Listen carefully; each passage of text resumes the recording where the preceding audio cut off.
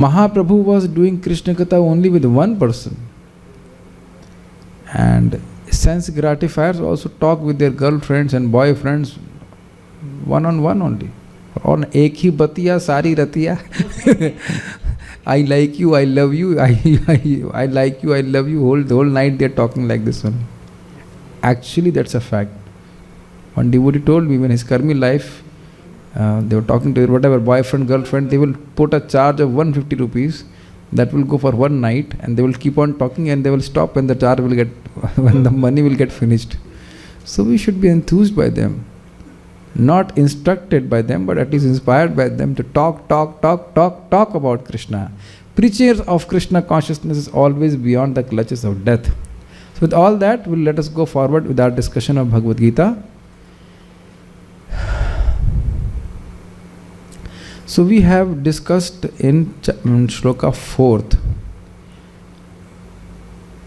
the Lord has explained the situation of a sannyasi, of yoga rood, because before that Lord has explained a person who is desiring to climb the yoga ladder, for him action is the means of purifying the heart, and the person who has already climbed or achieved the stage of yoga, for him cessation of action is the way of purifying.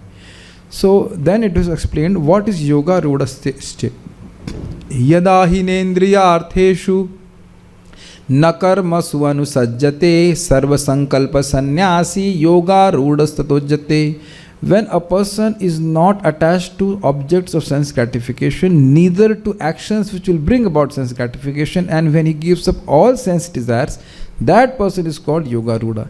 Now if somebody asks this question, why are you focusing so much on giving up material sense desires? Then on that Lord Shri Krishna is asked, saying this sloka. See, if we can understand the connection, then we develop the relationship with Shastra. If you can find out the connection. So Acharyas very mercifully are giving us this connection, which everyone can understand. All those who have their videos on, I expect you say yes or no. Did you get the connection? The connection is, why are you focusing so much on giving up of sense gratificatory desires? So on that, the Lord is explaining this shloka, that the mind which is infected with material sense desires is the only enemy of the soul, and the mind which is focused towards Krishna is the only friend of the soul. That's why there is so much focus on giving up sense desires. There is no other enemy in this world. Please chant after me. Somebody can chant? Yes. Bhagavad Gita, chapter 6, text number 5. Uddharedātmanātmānam Nātmānam avasādaye Ātmaiva hi ātmano bandho Ātmaiva ripuratmanah Uddharedātmanātmānam Nātmānam avasādaye Uddharedātmanātmānam nātmānam avasādayet Uddharedātmanātmānam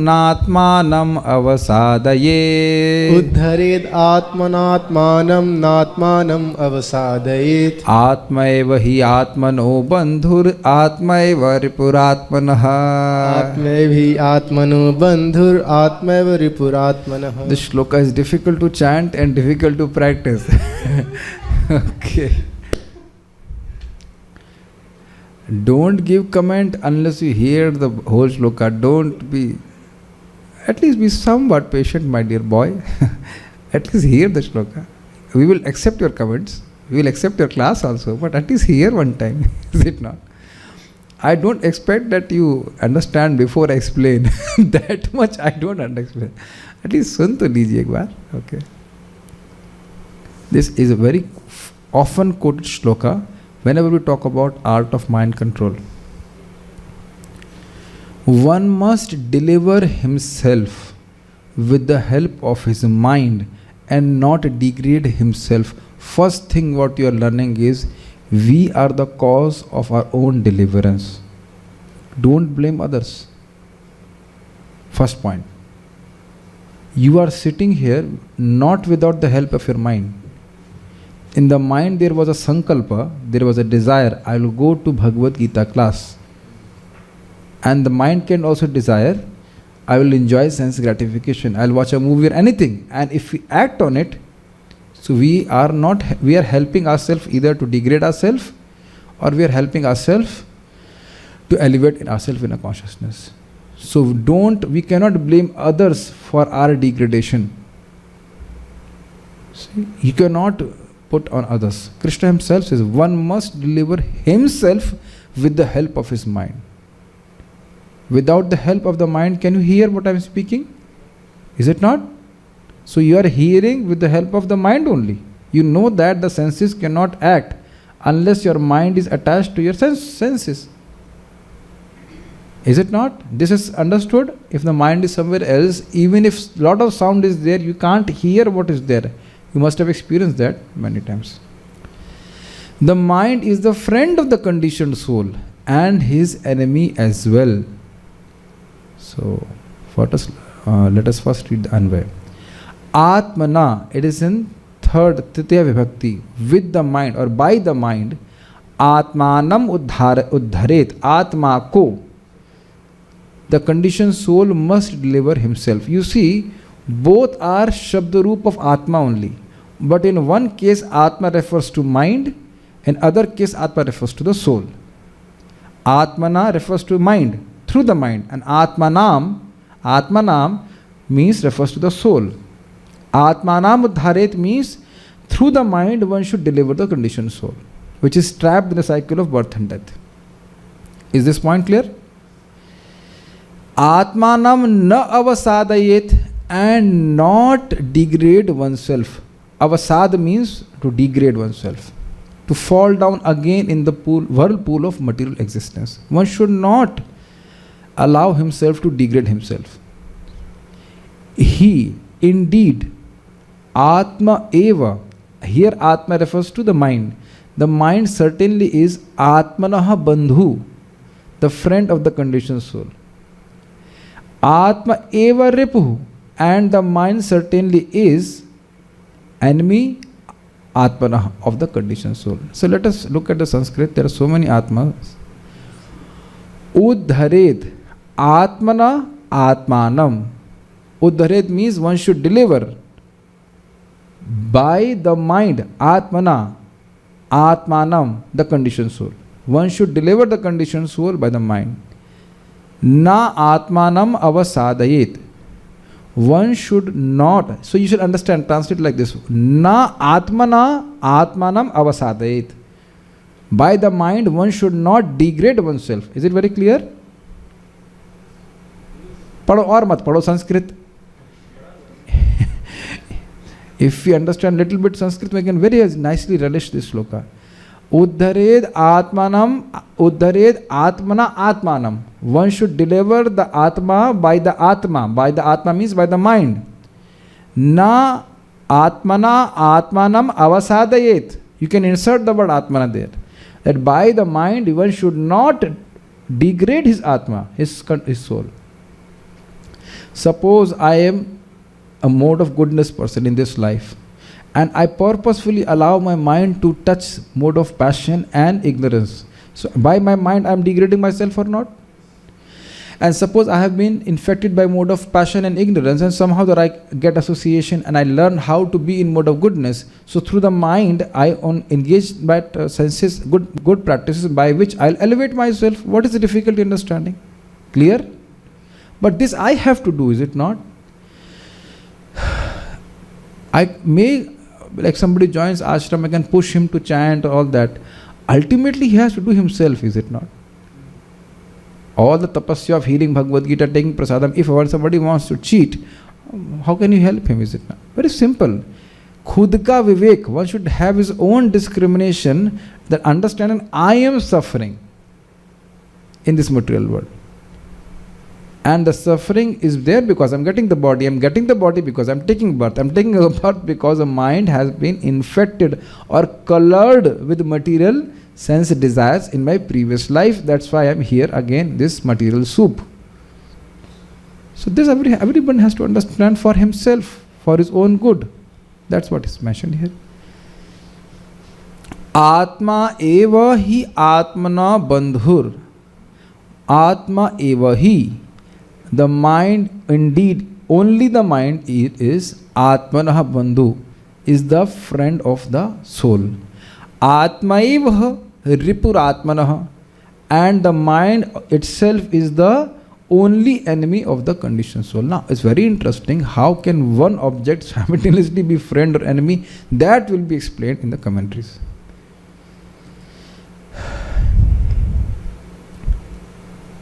Commentary, Gita Bhisham commentary. This verse speaks of the reasons for detachments from sense objects. In the previous shloka we have discussed Sarva Sankalpa Sannyasi Yoga Rudas Taduchyate. So it was very emphatically mentioned that somebody who gives up all sense desires. So question is there is why you want to focus on giving up sense desires, material sense desires. And you see in our classes also so much like pounding is there. Give up sense gratification, give up sense gratification. Why? This verse answers. One should elevate the jiva, atmanam, submerged in sansar due to the mind being absorbed in sense objects by a mind, atmana, detached from sense objects. So how the mind will deliver the conditioned soul? When the mind is detached from sense objects. If I ask you, right now you're thinking about sense object or Bhagavad Gita? Bhagavad Gita. So automatically your mind is detached from sense objects. So this mind is helping us to become elevated. And we are feeling it also. Difficult? Very easy. And if we start contemplating on sense object, then we begin to think, oh, I am the body. And that essentially means next birth. Very simple and straightforward shloka to understand. Very, very subtle. Mind has a tendency to convince us. Thinking about sense gratification for few minutes, उससे क्या हो जाएगा? Yes or no? So that's what we all have to. If we really want to live this shloka, at least try to live this shloka, cut down the mind and engage the mind in Krishna conscious activities. When we are hearing a class in which we are voluntarily sitting of Bhagavad Gita and Bhagavatam, you know what I want to mean? Then we put all our energy in trying to understand what is being spoken. Is it not? Tanisha Mataji, what did I speak? Obviously you can't speak. But having the video on, you were distracted. That's height of what you're doing. Whenever you want to be distracted, first switch off your video and then you be distracted. You think I'm not looking at the Zoom devotees, I'm looking only at the room devotees. The Zoom devotees are only 3 feet away from me. And you are hearing chastisement with the earphones, the headphones, so you'll hear very nicely. Now, up till now I was not taking names. Now I will take names also. You can be distracted, but keep your video. First do become antardhyan and then you be distracted. Okay. Every word, see, if you I'd give very fast classes. It's not that I'll beat around the bush and tell you all the stories. If you miss one thing, I will not understand the whole lecture also. What did I just speak? What was spoken here? If the mind is detached from sense objects, obviously it has to be attached to something. It is Krishna, only 2 options are there. Then it would elevate us. Tadhyan udriktaya bhaktya. Every time we focus our mind on Krishna, the love for the Lord is aroused in the heart. You must remember this. Every day I remember the shloka, at least these first lines. Tadhyan udriktaya bhaktya. Every time you focus your mind on Krishna by form, by sound, anyway, your bhakti is increasing. Can you remember this much? Tad dhyan udriktaya bhaktya. And by that, the dhashana, the buddhi, the intelligence becomes more and more purified. And what happens by that? A person understands that the lotus feet of Lord Shri Krishna is the only thing which is of value in this world. They are the only goal of our life. We have discussed that in Bhagavatam. So how a person becomes elevated through mind? The mind which is attached to sense object will degrade. So mind which is detached from sense objects will help the soul become elevated. One should not submerge the Atma in sansar by the mind attached to sense objects. So this is what I was just now explaining. How we absorb ourselves in sansar? By meditating on sense objects again and again. And it's not that don't think about sense objects will work. It doesn't work. We have to engage the mind positively in thinking about what Krishna spoke, what Krishna wants to speak, or what is there in the Shastra. It is very easy to focus our mind in that way. Do you agree like that? Personally, for me, it is very easy. And I was just thinking very simply, very simple point. Have you not remembered a person by remembering his words? Is it not very easy? Oh, he spoke like this, he spoke like this. By speaking, by remembering his words, which are easy to remember, you remember the person. So if we hear something from Bhagavad Gita and remember what was discussed there, then naturally remember Krishna. It is not very difficult, it's very, very natural. Shravanam Kirtanam Smaranam. This happens naturally to us, is it not? So use the mind in thinking about Krishna, talking about Krishna, discussing about Krishna.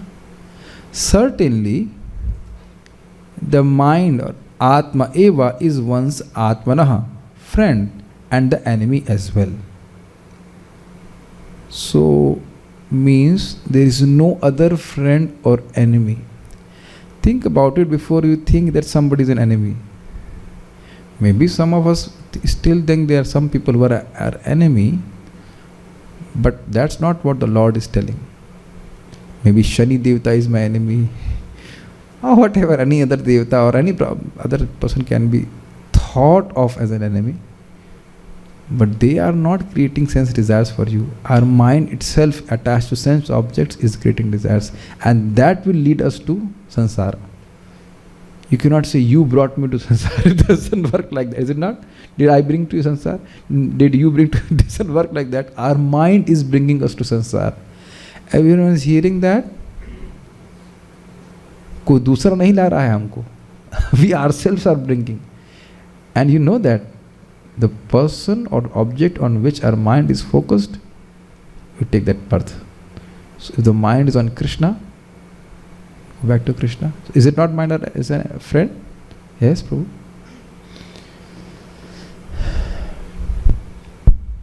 There are two things, Prabhuji, as in last class we have discussed that somebody says that that's what is the misery is coming, just think, you are thinking that things, that's why there is misery. And in this class we are discussing that whatever problems is coming due to our mind. So what is the difference between those philosophies? No, what we are discussing here is that the mind is our only enemy and friend. Why?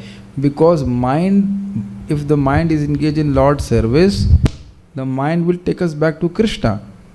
And if the mind is engaged in sense gratification, then the mind will bring us back to samsara. The topic is completely different.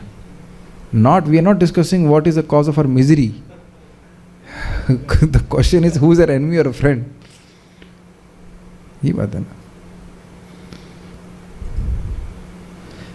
Now, is it not interesting that when we think of sense objects, we think our mind is our dear friend, is it not? What amazing thought process. Wow. What a sense object. Any sense object, eating, mating, sleeping, defending, anything. Even when we are feeling, I have been unjustly treated, I am such a lowly person, still the mind is meditating on material sense object only. Are you able to digest this? There is no one more sad like me. You are still tasting material rasa. You have nothing to do with this world. Pride, any other thing. This may be a little too subtle to understand. Right now we are not discussing how. No how question should be asked. I am right now discussing whether it's enemy or friend. The Smriti says, Mana eva manushanam karanam bandha mokshayo bandhaya vishaya sango mukte nirvishyamanah. Very easy to understand. Mana eva manushanam. Mind only is the karanam, a cause of human beings, bandha mokshayo, of becoming bonded or becoming liberated. Bandhaya Vishaya Sango, when it is attached to sense objects, it causes bondage. Muktyai Nirvishayam Manaha, when it is free from sense object, it becomes cause of liberation. You are not understanding without your mind. Simple. The mind is the cause of both bondage and liberation for humans. The mind in association of sense objects leads to bondage, and the mind detached from sense objects leads to liberation. Amrit Bindu Upanishad. Now Srila Prabhupada says, very interesting, every moment you are thinking of something. So if we are engaged in a way that we can think of Krishna, and it is very easy, I tell you, very easy. If we have services which we like, then our mind becomes absorbed in those services very easily. Do you agree? Somebody is, let's say, a painter, somebody may be a singer, somebody may be a preacher, or somebody who likes to make garlands. I'm using he, it may be she. Everyone's had different taste. Somebody is a writer. So if you can find out what is natural for you, where you can absorb your mind and do it for Krishna, it is very easy. Like, I am not so much into deity worship, but there are some devotees who like deity worship so much. So they can decorate the deity very nicely, and they are doing that also. I like discussion of philosophy, preaching to people, like that. Everyone is different. Somebody would like japa more, somebody would like to have kirtan more. There are varieties of activities. Somebody would like to serve the devotees, like prasadam. Obviously chanting Hare Krishna is common for everyone. But still we have different inclinations or not? So that inclination has to be find out, we should find out and invest our energy in it full-heartedly. And then you see, mind becomes very easily controlled. Do you agree? Is this easy to understand? Yes. Purport. Like one of our devotees can for like 10 hours do book distribution. They like so much. Meeting people and giving them books and like that. Everybody cannot do. Everybody is different. One devotee in Indonesia I met, Sudama Prabhu was telling about him. Very nice devotee. He made that Tulsi shrine here. All this. Said, I can work for 16 hours, but don't tell me to give class. So you see, that is nature. A very nice devotee, very humble, very nice devotee. The word, and Sudama Prabhu said, I tried to work in the farm and I had a backache. I cannot do. He's a Brahmana, he just cannot do that. Everybody is different. The word Atma denotes body, mind and soul depending upon different circumstances. Atma has 7 imports. It also means determination, it also means intelligence and different things. Here Atma has taken 2 meanings, mind or soul, not the body. In the yoga system, the mind and the conditioned soul are especially important. Not only Hatha Yoga, any yoga. Since the mind is the central point of yoga practice, Atma refers here to the mind. Very nicely Prabhupada puts in first canto of Bhagavatam, yoga means to forget whatever we have learned in this material world. I'm kind of paraphrasing. That's nice. Manmana. You think of Krishna. When say Krishna says think of me, means you forget the material world. That's what essentially the Lord is saying. Forget the dream. Think of the reality.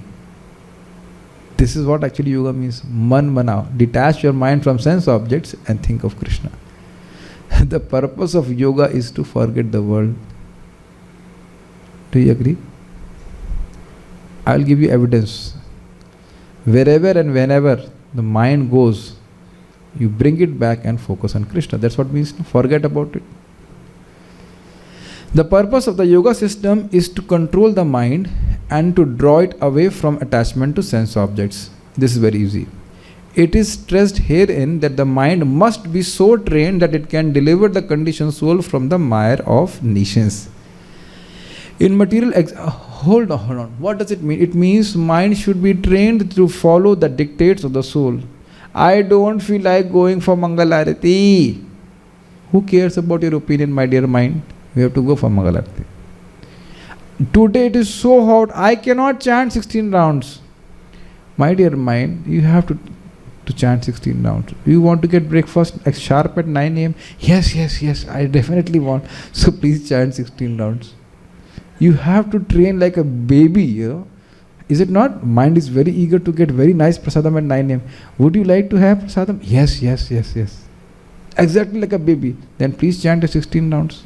Okay, I will do. And if you relax the mind, my dear mind, what do you like to eat?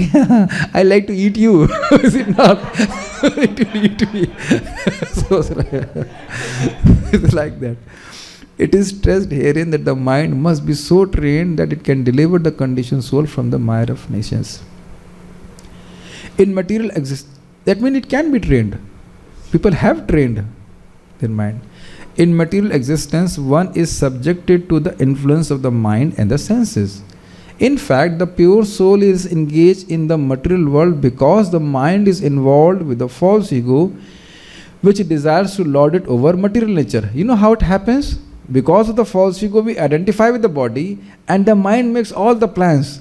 This is how, see, you have not become happy. So now in this way, as per this plan, if you adjust and little bit make some adjustment, and definitely you will be very happy, and the result is again zero. We remain unsatisfied.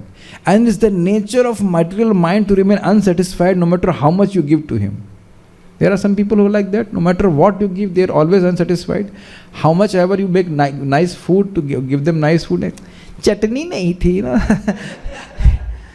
Or if you have made very nice dal, this dal is nice, but you know that dal I ate was much better. Their mind is like that, always unsatisfied. Therefore, the mind should be trained so that it will not be attracted by the glitter of material nature, and in this way the conditioned soul may be saved. This is a very deep statement.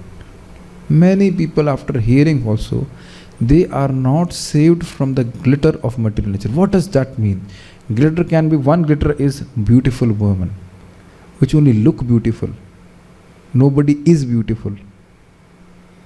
Everyone knows the nature and of his own body. Think about that. What an illusion. Then, money, oh, I mean, as big eyes I can make. Wow, so many numbers have come. So many, such a big, you know, as big eyes have become bigger and bigger and bigger. So much sense are happening only to get money, is it not? Bewildering, nahi? So as it glitters like gold, like they say. And then, what is that? If that is not there, followers. And actually that's how they employ 27, what is that, so many subscribers and so many followers on your, what is that, Facebook? They actually use that word, following. And for that, people are ready to do anything practically on Facebook. Any garbage they can speak, anything they can produce, just to get some following. That is very subtle sense enjoyment. Will it go with us in the next life? And even in this life, is it making us happy anyways? I was just seeing that, you know, the lamp was next to me, the light was going up, and all the flies were going around the glitter of this lamp, and they were not knowing that there was a chipkali, or a lizard, who was eating one fly after another. This is called attached to the glitter. And mind has a tendency. Why not? What is the difficulty in having women and having followers and money? This is so good. Is it not? It has nothing to do with the soul. That's what Prabhupada says. One should not train the mind not to be. Constantly you have to train the mind. This is not you, my dear mind. This will not bring you any genuine satisfaction. Don't run after them. One should not degrade oneself by attraction to sense objects. So there, yes, in the conditioned soul we may be attracted to sense objects, but again and again hearing will stabilize our intelligence. And if there's stable intelligence, we can control our mind. Mind will say so many things to do, so many things. We are going to hear everything and then degrade ourselves. Steering, is it not? We cannot let loose the steering, go wherever we want, and then let the car go in the ditch. That's the point being mentioned here. The more one is attracted by sense objects, the more one becomes entangled in material existence. He constantly ponders over sense objects, and then he forgets what is the purpose of his life. The best way to disentangle oneself is to always engage the mind in Krishna consciousness. If you are talking about Krishna, best process is talking about Krishna, hearing about Krishna. Just before the class, one devotee was saying something to me, and what did I tell? I want to give Gita class. I don't want to hear anything right now. Counseling later on. Now, it was not his fault. Many times we don't understand the value of it. We have no problem in counseling or other things, but when I'm going to give class, I'm thinking about what I'm going to speak in the class. And as soon as somebody speaks something, my mind's energy will start flowing in that direction. Do you follow? So my energy, which is supposed to at least now go for Bhagavad Gita, goes towards other thoughts. And that's why I don't talk to anyone in the evening. You have noticed? Babajik, when are you free? I said, not in the evening. Absolutely not in the evening. So once somebody, one sentence he may speak and the mind will just go in that direction, and then how will you focus on Bhagavad Gita? Have all noticed this point? These very words are very powerful. You may just keep on thinking about that. Hota hai ki nahi hota? Shravan Kirtan is very powerful. That's how the mind will get purified. The word he is used for emphasizing this point, that is that one must do this. It is also said, that means it's not that one should have the option of allowing the mind to degrade. Theek hai, chalega. No, it has a very severe consequences, that indeed there is no enemy except the mind, and there is no friend except the mind. The mind must be engaged in Krishna consciousness. That again Prabhupada quotes the same shloka, Mana eva manushyanam karanam bandha mokshayo bandhya vishaya sango muktya nirvishayam menaha. For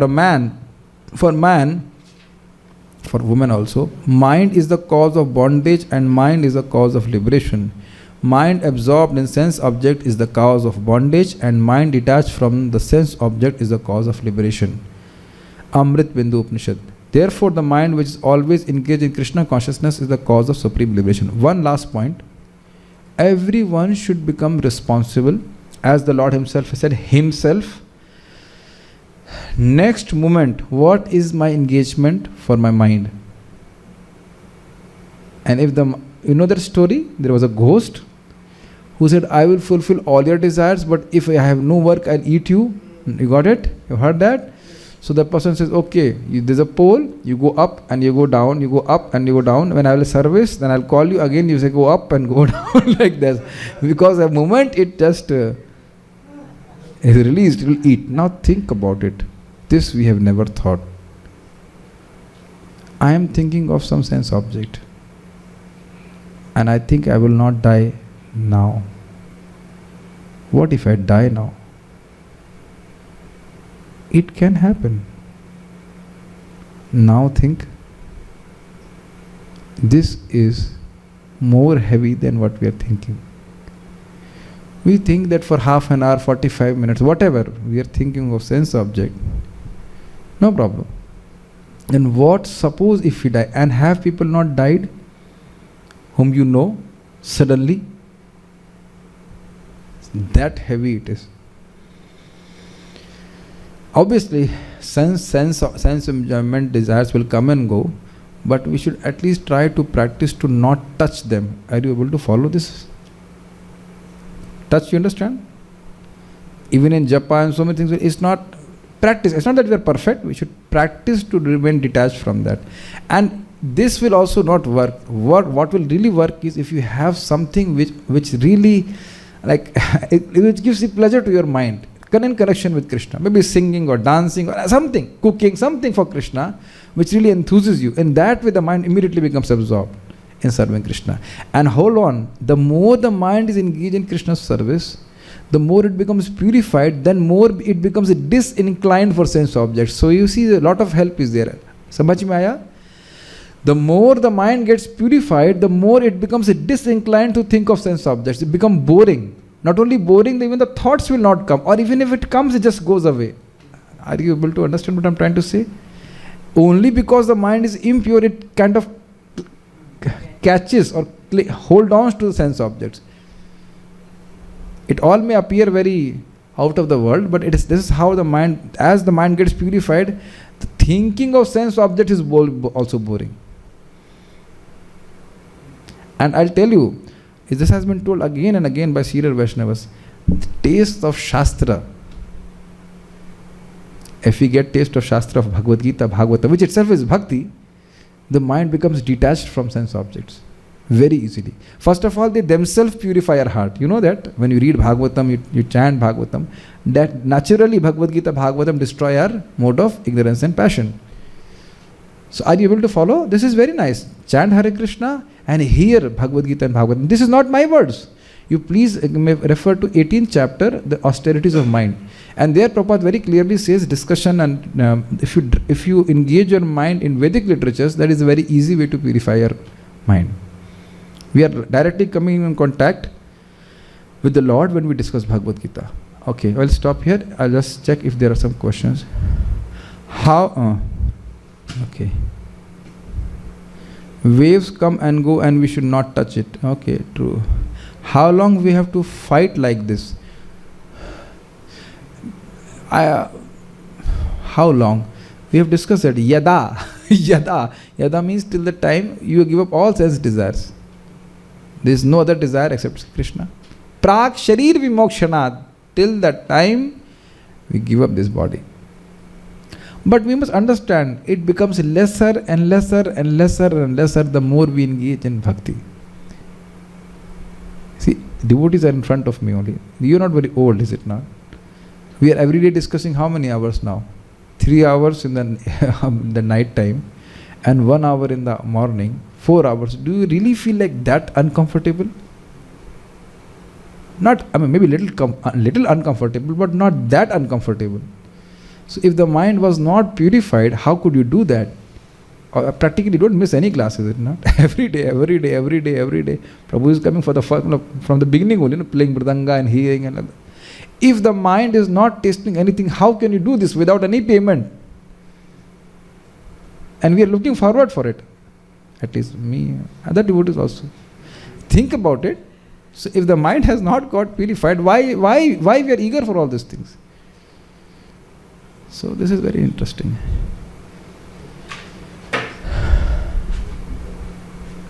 Okay, so hope you got some points and many points to learn and practice in our Krishna consciousness. Okay, she'll stop here. Srimad Bhagavad Gita ki jai, Srila Prabhupada ki jai, Nitai Gaur Premanande.